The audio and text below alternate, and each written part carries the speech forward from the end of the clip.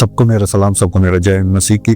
दोस्तों, आज मैं एक नए विषय के साथ, एक नए टॉपिक के साथ आपके सामने आया और वो टॉपिक आपके स्क्रीन पर है, जिस टॉपिक का नाम है कि परमेश्वर की सेवा करने के लिए हमें 3 ताकत की जरूरत पड़ेगी।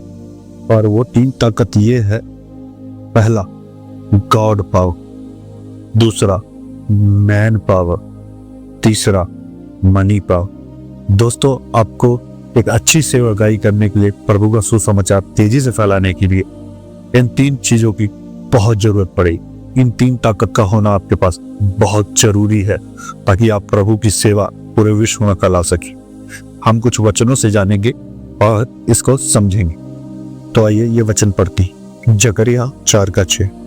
ना सामर्थ से ना शक्ति से, परंतु मेरे आत्मा के द्वारा कार्य होगा। इसका मतलब क्या है मेरे दोस्तों? इसका मतलब यह है, प्रभु की सेवा करने के लिए यदि उसका आत्मा आपकी अगुवाई करेगा तभी आप सेवा कर पाएंगे और तभी आपके अंदर बोझ आएगा, क्योंकि वो बोझ ही प्रभु डालेगा।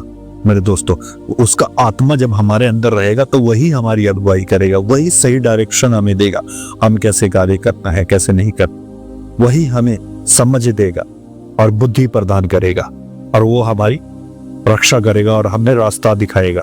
प्रभु की आत्मा के बगैर हम कुछ नहीं कर सकते।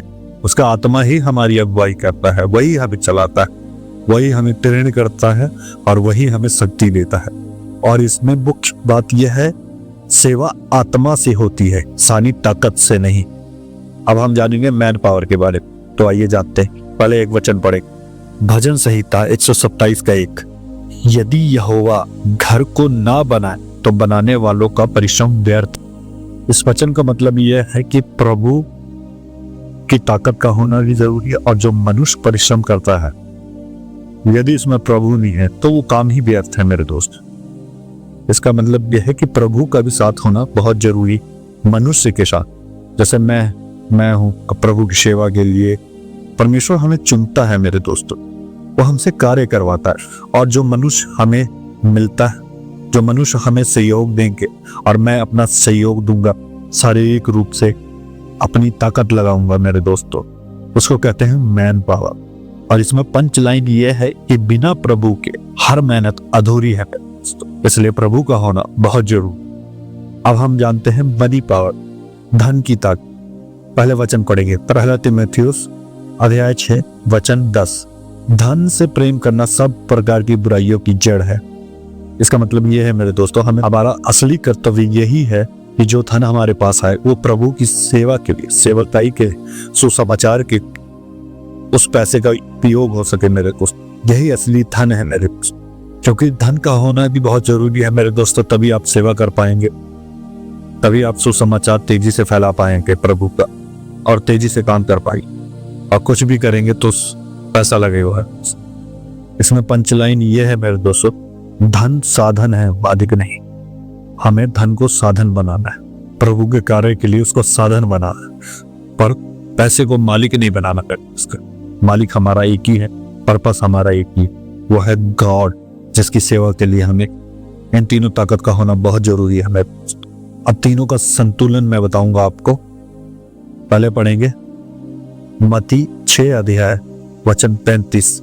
पहले तुम परमेश्वर के राज्य की खोज करो तो ये सब वस्तुएं तुम्हें मिल जाएगी। इसका मतलब क्या है मेरे दोस्तों? पहले हमें प्रभु की सेवा करनी है, पहले हमें प्रभु के राज्य की खोज करनी है।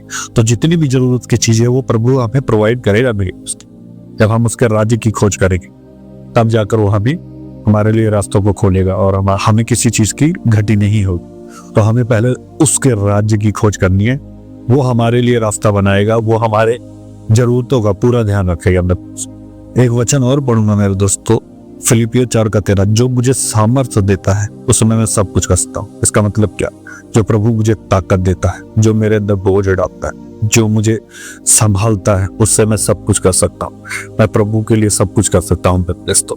वो मेरे को विजडम देगा, वो मुझे रास्ता दिखाए, वही मेरे लिए रास्ता खोले दोस्तों, और हम मिलकर सेवा कर पाएंगे मेरे दोस्त। इन 3 चीजों का होना आपके जीवन में बहुत जरूरी है ताकि आप खुलकर प्रचार कर सके, कोई बाधा ना आए, ताकि आप सेवा कर पाए। सर्वप्रथम आपको मैंने बता दिया गॉड पावर, सेकंड है मैन पावर, थर्ड है मनी पावर। मेरे दोस्तों, इन तीनों चीजों का होना हमारे जीवन प्रभु की सेवकाई करने के लिए होना बहुत जरूरी है। मेरा टॉपिक यहीं तक था दोस्तों जाते जाते मैं यही कहना चाहता हूँ, जिस किसी को भी मेरी वीडियो से कोई संदेश मिलता है, मेरा पूरा प्रयास रहता है कि मैं आपको सिखा पाऊँ। यदि आप कुछ सीखते हैं तो मेरे इस चैनल को लाइक करें, सब्सक्राइब करें और आगे तक फैलाएं, ताकि लोग सीख सके, जितना हो सके आगे सीख सके मेरे दोस्तों। चलिए ठीक है दोस्तों, मैं नए विषय के साथ आपके सामने आऊंगा, एक नए संदेश के साथ। सबको मेरा सलाम, सबको मेरा जय मसीह।